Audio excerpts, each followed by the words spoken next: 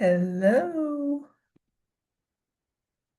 All right, so I am recording from Zoom today because I'm doing something a little bit different from all the other videos that I've done. And pardon me, my voice sounds a little scratchy. I'm fighting a cold. It's cold down here in Mexico today, actually. Um, so, but what I want to talk about is something that people don't really talk about or mention when they talk about getting their work published in a magazine and they put their work into the world. And it's not necessarily about getting a byline, and a byline is really nice. Um, if you're not familiar with the language of magazines, a byline is the part where there's the title, there might be a subtitle, and then there's the byline. This article is written by, in my case, Halana Black. And so to see that the byline with your name on it is exciting. But it's not necessarily about that. And it's not necessarily about having the clips available. I have an online portfolio as a writer. You keep an online portfolio and you put your clips of all the places that you have published to be able to share with other editors and whomever else you may be sharing your writing with. But the thing that a lot of people don't actually talk about when they get their work published is really how it changes the way you see yourself when you get published um, for the first time. Particularly if you're a woman over 40, um, this can be a very exciting time. If you're a woman over 40 or you're getting close to 40, you start to feel like there's a change that is happening in your life. You stop living for other people and you start to figure out, all right, well, what am I really here to do? I've done a lot of stuff before the age of 40. Um, but what is the next season of my life going to look like? Um, this is also true for women who have lived a life.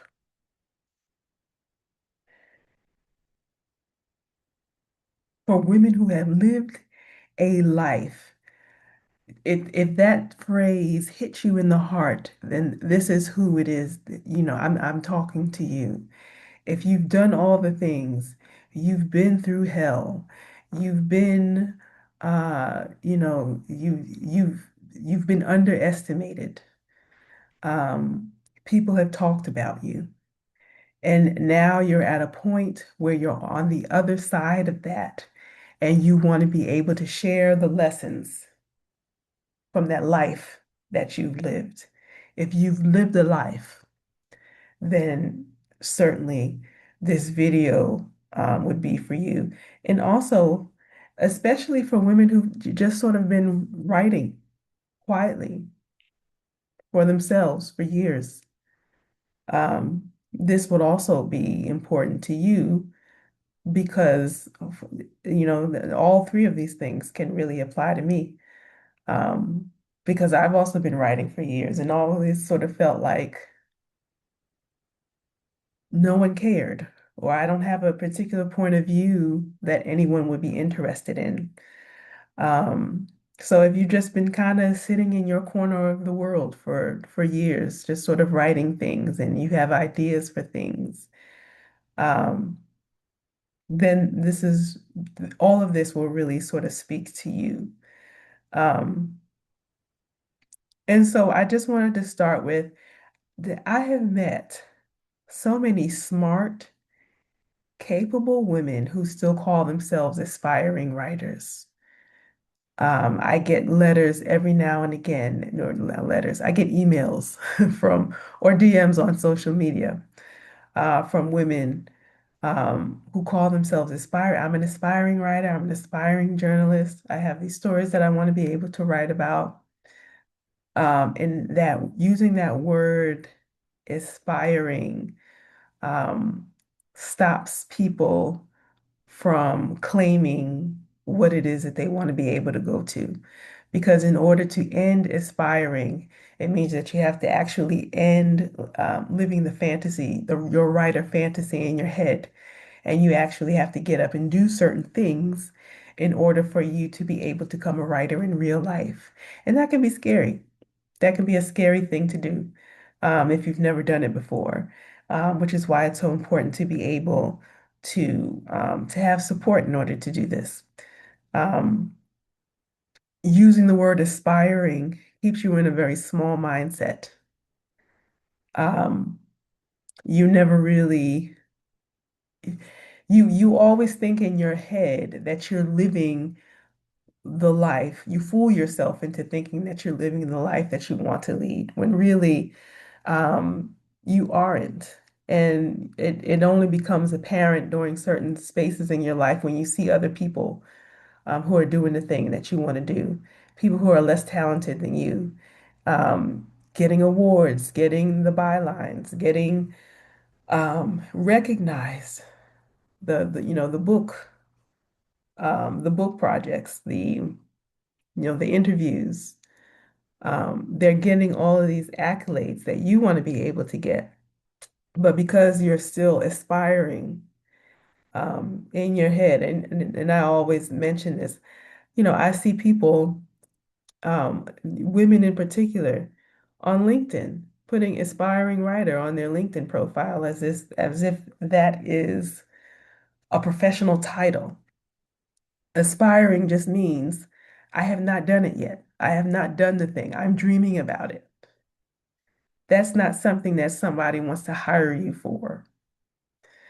Um, Also, and a lot of times we keep this career that we say that we want to have, this lifestyle that we want to have in our heads, because we are afraid of other people judging what it is that we want to say. We don't value what we want to say. We don't think that there's people on the planet who would be interested in reading or hearing what it is that we have to say in our writing. And so what you wind up doing is you wind up editing your own work before an actual editor actually has a chance to do it. And so it takes bravery to be seen as a writer, to be able to move from living the life that you want or talking like because I've really have done this probably since I was a kid. You have these stories in your head, about you becoming a big star, or you making big travels around the world. And in your head, you're always living this bigger life than the life that you actually have, not knowing that if you just moved a few thoughts, if you just connected with a few people, if you just made a few brave actions, you would be a little bit closer to the life that you actually want to have. So there's a big difference between writing for yourself and writing that allows you to be seen as a writer in public.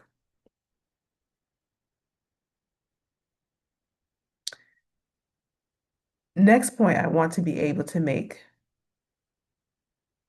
Publishing didn't necessarily make me smarter. It didn't give me a new voice. What it did give me was a confirmation that my lived experience belongs in public conversation. I've always sort of felt like the odd person out. The things that I wanted always sort of felt, it sounded weird to other people who didn't understand.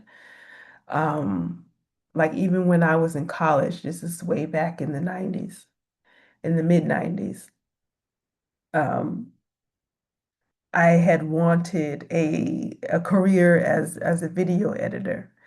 I kind of wanted the career of like Spike Lee, to be able to make movies, and then eventually I got into doing documentary videos.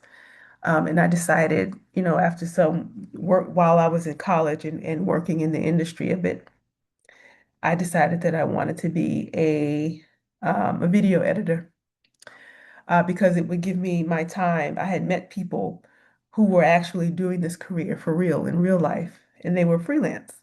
And so it was really cool for me to be able to watch them create their own career for themselves. They found their own clients.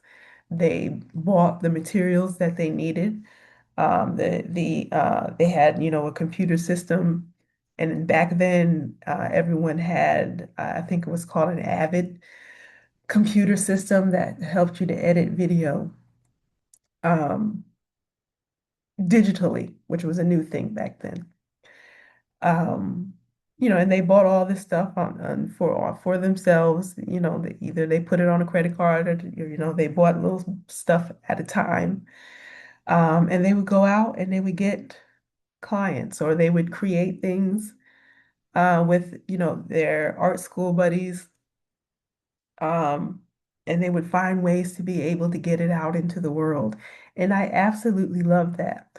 But of course, talking to other people, meeting other people who didn't get my vision for myself, and I wound up doing a bunch of other things with my life. I wound up having a career in education and all sorts of other things. Um, and it worked out fine for me eventually, but you never really know who you could have been had you done those other things. Now, because I have done other things, one of the things that I did was I joined the Peace Corps.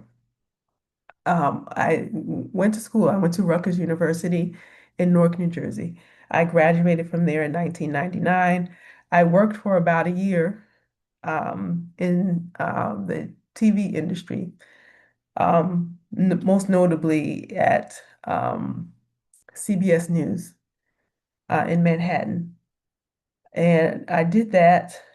And even before that, a little bit, I had, right, like straight out of school for a few months, I had worked for a post-production company.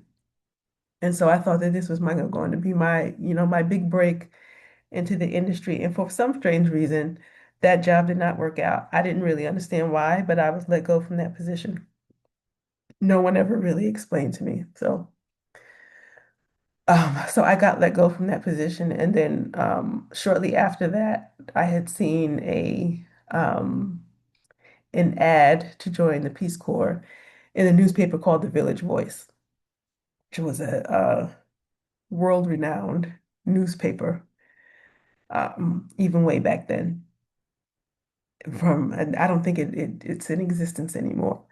But from that, when I saw the ad for the Peace Corps, and it said you can come to New York and come to a meeting and hear from other people who were in the Peace Corps and learn about their experience and figure out whether or not this was for you.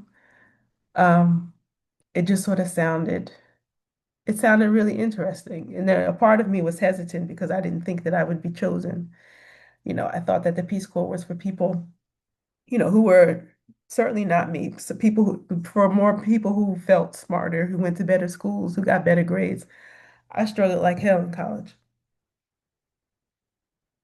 for various reasons. Um, but I did do well in my major classes, which was in video production and video editing. I did very well in those classes, but like the other classes, the math, the science, struggled like hell. But I made it anyway, and I did graduate, and I did wind up going to the Peace Corps for a couple of years. And really, the Peace Corps, this is why I'm mentioning this story. The Peace Corps, I wound up going to Togo, tiny country in West Africa that's smack dab in the middle between Ghana and Benin, if you look at a map. And I was in central Togo in a tiny village called Wasarawu with the Kotokoli people. And it was a beautiful experience for me because it was my first time being abroad on my own for 2 whole years. And just really sort of learning how to be able to stand up for myself, to be able to see what the world is, and to be able to find my space in it. And it was really this experience that sort of set the foundation for my interest in wanting to travel the world and learn more about it. Um, learn more about it than what I could do as, just having a regular random job and going on vacation 2 weeks a year as they allow you to have in the United States when you have a real job. So I wanted to be able to have a life of travel and not just be stuck to traveling only for the 2 weeks during your vacation. And so it took me some years to be able to get my life of travel that I wanted. However, I've been able to put travel in a lot of the things that I have done in my work life. And so I have also have a background in adult education. And so in a lot of ways, at one point I lived in Washington, D.C. for I guess a good maybe 10 years almost, 10 years-ish, 10, maybe 12 years. Um, and so I work with a lot of students in adult education services, adult education like GED, ESL, that sort of a thing, and being able to work with students who came from other countries. From time to time, I did short stints in working with education projects that dealt with students from Afghanistan, Haiti, um, a few countries in West Africa.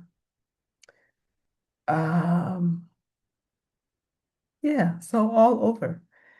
I was able to do that, but I had always wanted to be able to travel on a more permanent basis and not necessarily in connection to the work that I was doing because I started to become disillusioned with the work that I was doing. That's a whole different video.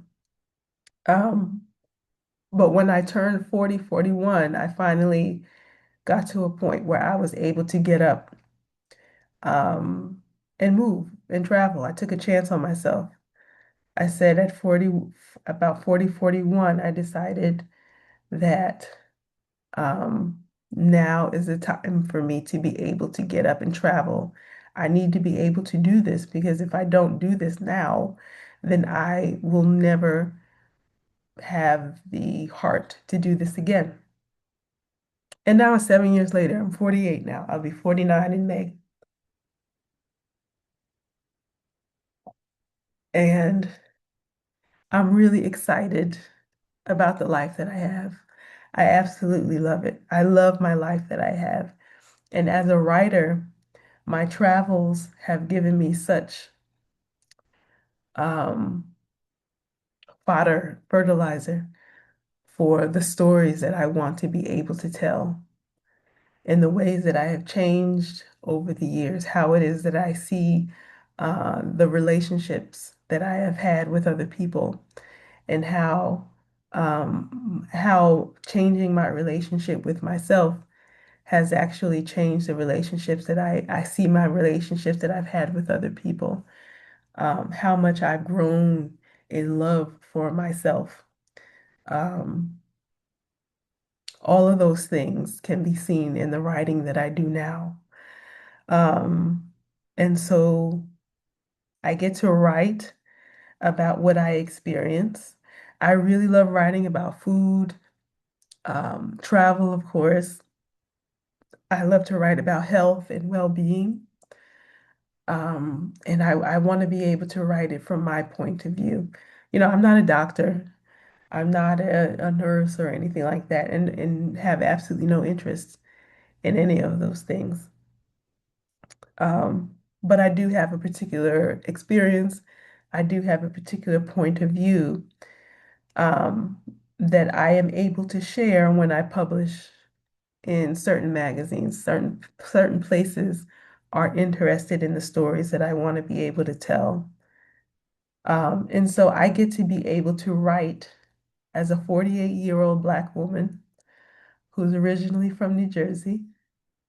And I get to be able to write as a woman with a real history. I'm not a beginner. I'm not a beginner, and neither are you. You're not a beginner. Um, you have experiences that you want to be able to write about. You have a wealth of experience in your personal career.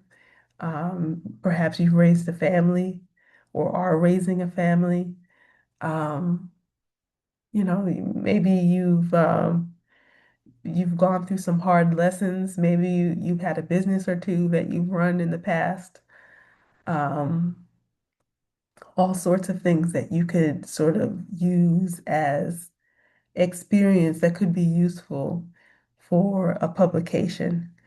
And if this is really the time for you to be able to take some of those stories and start sharing them with the world, just so that you can feel good about you. If you know that this is the sort of thing that you've always wanted to do, to be able to tell these stories that you want to be able to have, this is the time to be able to do it. And so, my reason for actually doing this on Zoom today, let us see. I want to share my screen. Hmm.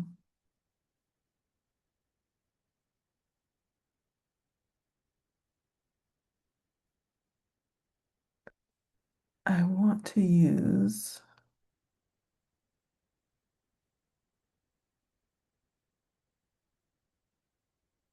let's see.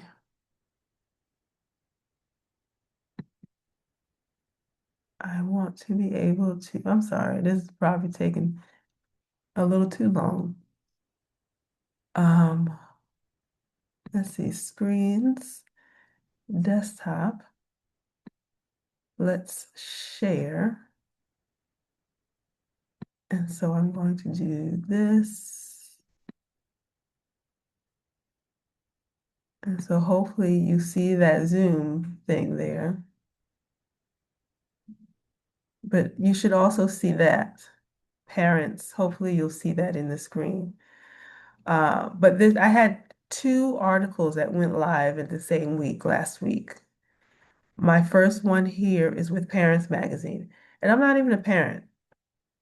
Okay, so this is my publication page, and it's only one article here, um, because this is my first article.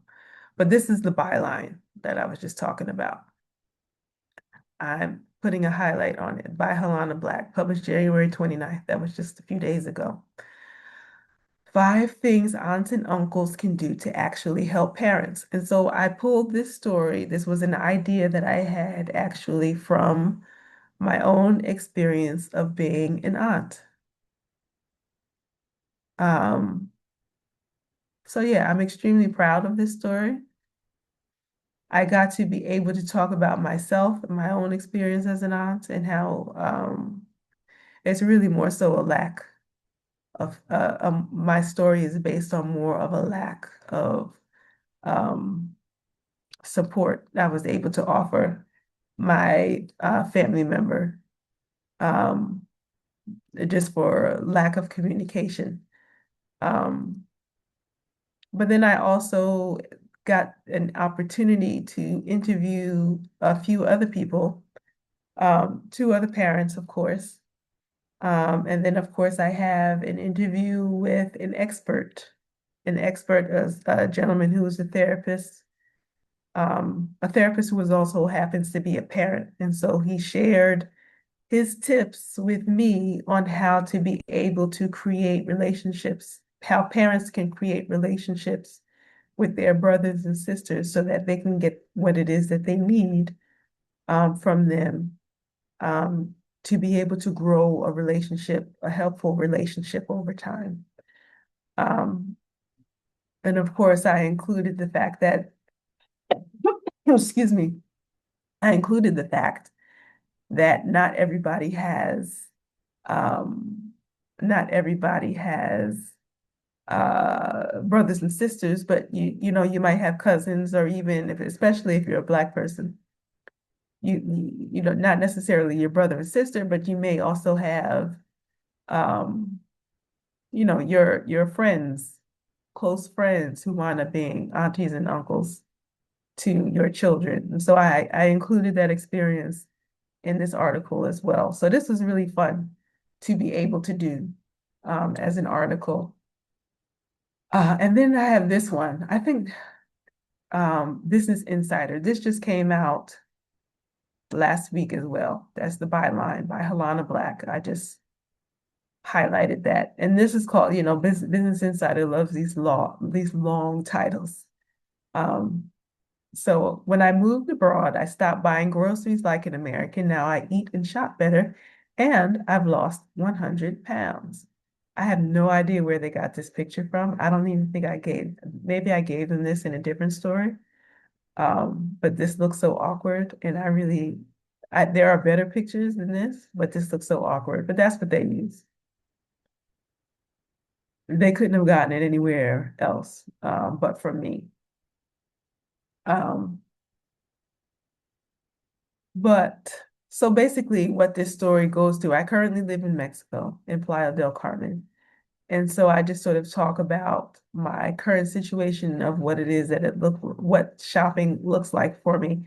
And I share a story of how when I moved to Thailand, I had to learn how to not stockpile groceries when I went out to go to get groceries. Because, everything looked so delicious. I just wound up getting everything and couldn't eat it before it went bad because everything was so fresh. And so I had to learn how to shop 1 to 2 days of meals at a time. And this is even 7 years later, this is how I shop today. That looks so good. I love a good Reuben sandwich.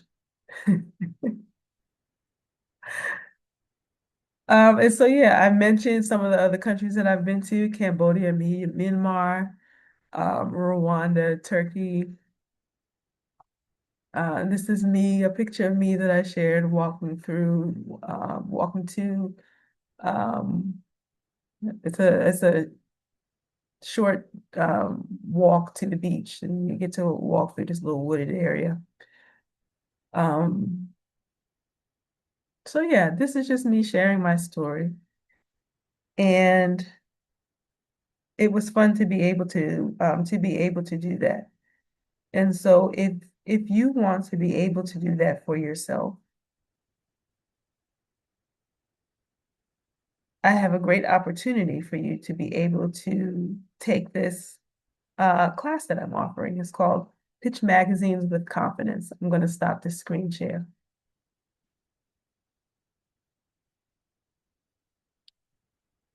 So yeah, I hope that that was useful for you to be able to see um, what's possible when you decide that you want to be able to go beyond just writing for yourself and actually write for other places in the world. Um, because at one point I actually thought that, that sort of writing was for other people, not necessarily for me. And now I'm thinking that, some of these places that I'm writing at, those bylines, while wonderful, and I'm excited to have them, I also have access to a lot of these other bigger places that I'm actually looking to publish in this year. So, so yeah, that's exciting. And what I am doing now is I am sharing my process for how to be able to pitch magazines in a way that suits your goals.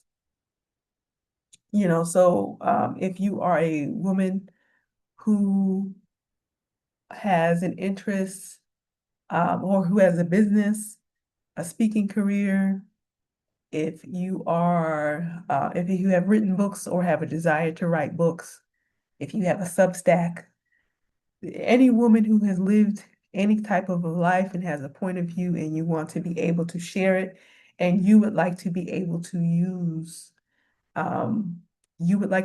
to use um, these various bylines to be able to um, amplify your words, to be able to show as social proof that you are indeed a writer.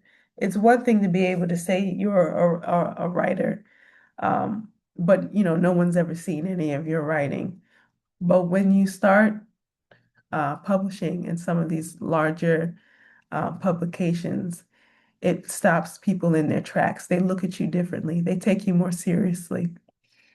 And that's what I want for you. If this is something that you want to be able to do, if you are interested in joining my class, I have a class that starts on February 22nd, 2026. Today is February 2nd, 2026. It's called Pitch Pitch Magazines with Confidence. This is an 8-week group course. It's going to be small. It's going to be small group. And I'm doing that for a reason. Because over 8 weeks, I want to make sure that I'm able to work as much as possible with everyone as a group to be able to refine our pitches before we actually send them out. So that by the time we get to the end of the 8 weeks, you will have sent however many pitches as you would like, but you will have an eye from someone else who has already been doing the work. Now, as you can see that I have these magazine articles that I have pitched. Excuse me. You see these magazine articles that I have pitched. This is what I've done as of late. However, I've actually been a writer for 20 years. I started off writing content for 10 companies and have written ghostwritten cookbooks. I have written content for small businesses. I've written video scripts. Um, I've done a lot of stuff, a lot of different things. I've written email campaigns for companies. I've been writing for 20 years, and pitching ideas has been part of this process. So this is not something, like I wrote a couple magazine articles and now I'm out here hustling this class. This is something that I've been doing for 20 years. Okay. So, um, so yeah, if you want to work with someone who's experienced, who can show you the ropes, who can give you the foundational tools that you need to be able to create your own writing career of your dreams, so that you can have the writing career that you've always wanted. If you want to be able to travel the world like I do, or just be able to have um, more time to be able to write in a way that you want in your schedule, in the way that you want it to look like for you. You can do that. You can start to do that in this class. You have access to that in this class. What your freedom writer lifestyle looks like is feasible, is accessible, but you've got to get out of the aspiring mindset and get into the doing. Learn the basic skills that you need to be able to learn to be able to start writing and getting your ideas out into the world. I promise you it can be done. Um, go into go into the description box below. Click on the link there, and it's going to take you to my Linktree page. And you're going to see a few links there. But if you're interested in joining the course, look for Pitch Magazines with Confidence, 8-week course. You're going to click on that and it will bring you to a page that will tell you more about the class and how to register. If you want to stay connected, I also have a free gift. It's called 5 Successful Magazine Pitches. I send you five, it sounds like exactly what it is. It's 5 successful magazine pitches. I give you the couple of paragraphs for 5 different magazines. And then I end that with a link to the actual magazine that I actually pitched it to. So, the actual published version of that particular pitch. So you'll be able to see the connection between what the pitch looks like and what the finished product looks like. And you just click on that link also and put in your name and email, and that way we'll be able to stay connected via email. So again, if you have any questions, if you get to the end of this video, thank you so much for hanging out. Click the like button. Also, click the subscribe button According to my analytics, there's at least 50%, maybe a little more than 50% of the people who watch my videos are not actually subscribed. So I need you to click the subscribe button so that you can get updates on the videos that I create. Um, so yeah, you do that and also leave a comment. Tell me where in the world you are. If you have a question, certainly leave a question. But I would love to be able to hear from you. Thank you so much. Have a great day. See you next time. Peace.